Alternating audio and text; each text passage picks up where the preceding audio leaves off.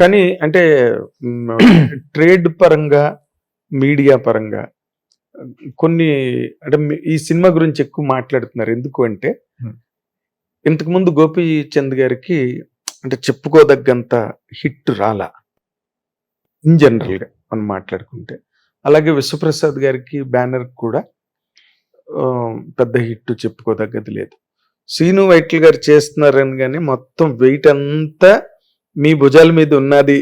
ఈ రోజున ఒక బ్యానర్కి హిట్ ఇవ్వాలన్నా, ఒక హీరోకి హిట్ ఇవ్వాలన్నా శ్రీను వైట్ల గారి మీదే ఉంది ఈ బాధ్యత అంతా అనే ఒక సెంట్రలైజేషన్ మీ మీద ఉన్నది సార్.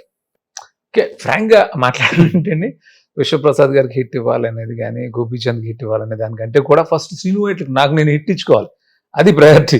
సో అంతే, fact of course. So Vishwaprasad గారు బ్యానర్లో అంతమంది హిట్స్ వచ్చినాయి, ఎవరికైనా సహజమే కదండి. కొన్ని అంత అన్ని వాల్యూమ్ లో చేస్తున్నప్పుడు కొన్ని రిజల్ట్స్ వస్తుంటాయి. అట్లాగే గోపి మంచి యాక్టర్, కొన్ని స్క్రిప్ట్ లోపల ఉండొచ్చు, లేకపోతే ఎగ్జిక్యూషన్ లో జరిగి ఉండొచ్చు. తను మంచి యాక్టర్ డెఫినెట్ గా, సో తనకు వచ్చి ఉండొచ్చు.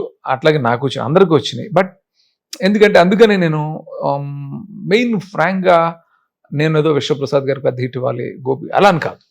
నేను ఈ సినిమా పెద్ద మంచి హిట్ చేయాలి అనే ఒక యాటిట్యూడ్ తోటి, ఒక భయంతో పనిచేసాను సినిమా.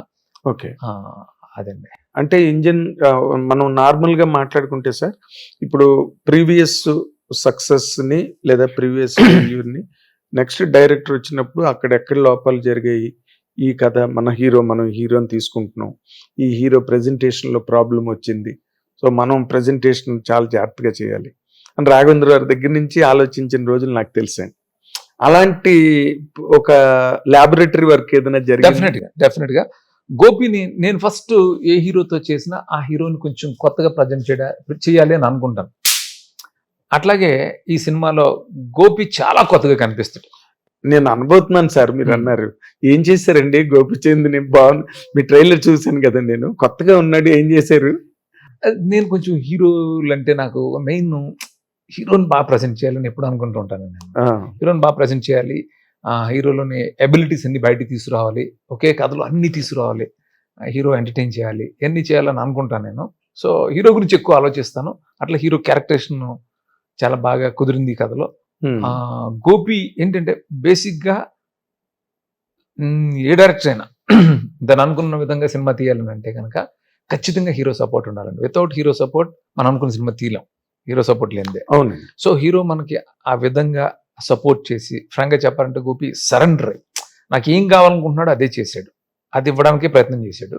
సో గోపి ఖచ్చితంగా ఎన్నైతే ఇంతవరకు సినిమాలు చేశాడో వాటికి సంబంధం లేకుండా సినిమాలో చాలా కొత్తగా కనిపించాడు.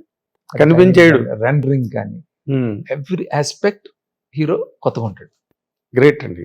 ఎందుకంటే నేను అంటే నాకున్న ఈ ట్రావెల్లో ఇన్నాళ్లలో డైరెక్టర్స్కి ఎప్పుడు ఇది ఛాలెంజ్ అండి.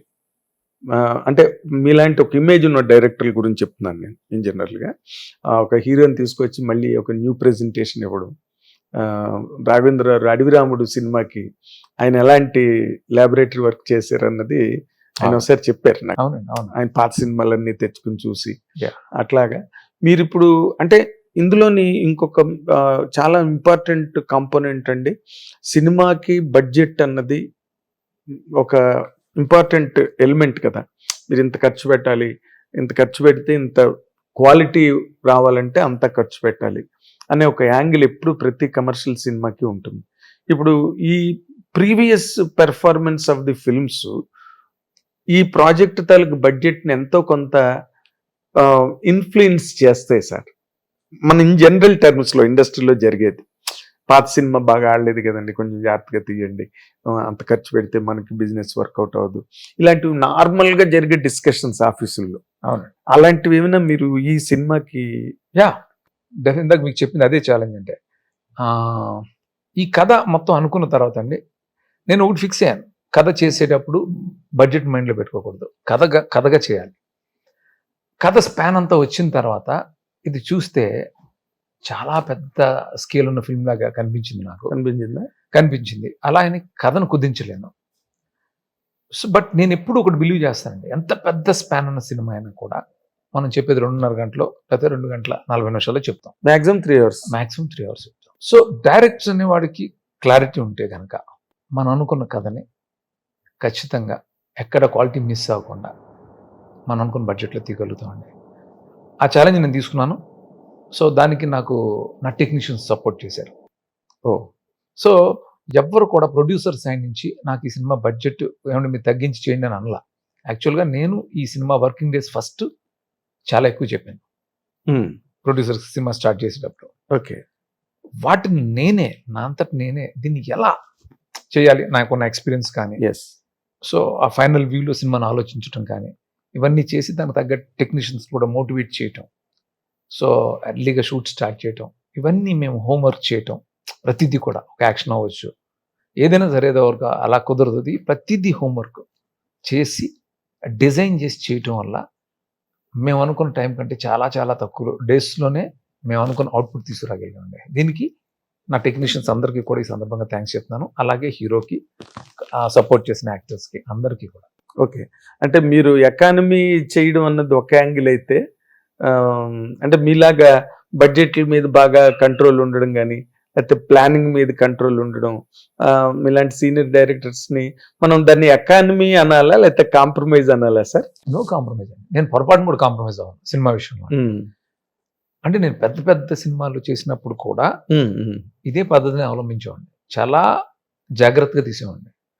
ఫర్ ఇన్స్టెన్స్ చెప్పాలంటే మీరు ఆర్టిస్టులను వాడే విధానం, దూకుడు సినిమా తీసుకుంటే మీకు బ్రహ్మానందం గారు స్టార్ట్ టు ఫినిష్ ఉంటారు సినిమా అంతా. సాంగ్స్ తో సహా ఉంటారు, క్లైమాక్స్ లో యాక్షన్ లో అన్నింటిలోనే ఉంటారు ఆయన. ఆయన నేను వాడింది కేవలం 10 రోజులే. మీకు ఆస్కింగ్. సో ఆయన ఆ సినిమాకి సంబంధించి హీరోని పక్కన పెడితే ఎక్స్పెన్సివ్ యాక్టర్ ఎవరంటే బ్రహ్మానందం గారు. ఆయన ఎంత జాగ్రత్తగా వాడుకోవాలి. మీకు ఎక్కడ క్వాలిటీ తగ్గలేదు కదా ఎక్కడే అసలు. మీరు నేను షాక్. ఇప్పుడు మీరు 10 రోజులు. అలాగే ఇప్పుడు కూడా ప్రతి యాక్టర్ని కూడా ఆ డిజైన్ చేయడం కానీ, సో ఎక్కడికైనా వెళ్ళినప్పుడు ఎలా షూట్ చేయాలి, ఏది మ్యాచ్ చేయాలి, ఇవన్నీ నేను ఎప్పుడు దృష్టిలో పెట్టుకుంటా అండి. నేను ఇంతకుముందు ఇంటర్వ్యూలో చెప్పినప్పుడు ఒక ఫ్లాప్ ఏదైనా జరిగితే కూడా, నా ప్రీవియస్ ఫిల్మ్ మామర్కెట్ లాంటిని ఫ్లాప్ అయినప్పుడు కూడా అది ప్రొడ్యూసర్స్కి ప్రాఫిట్. నాకు ఆ ఇంపాక్ట్ నేను తీసుకుంటాను తప్ప ప్రొడ్యూసర్ మీద పడినవ్వకుండానే చూసుకుంటాను నేను. అదేదో అంటారు కదా స్వీయ నియంత్రణ అంటారు కూడా, అంటారు. అలాగే ఉంటుందండి. ఎందుకంటే అది మేబీ ప్రొడ్యూసర్స్ మీద నాకున్న రెస్పెక్ట్ అవ్వచ్చు. ఎందుకంటే ఫస్ట్ బ్లైండ్గా ఫస్ట్ డబ్బు పెట్టేది ప్రొడ్యూసర్. పాత మనకు చెప్తారు లాస్ట్ డబ్బులు తీసుకునేది ప్రొడ్యూసర్. సో ఆ ప్రొడ్యూసర్ అనే దాంట్లో ప్రొడ్యూసర్ యాంగిల్లోనే నేను సినిమాని ఆలోచిస్తాను. సేమ్ టైం నా డైరెక్టర్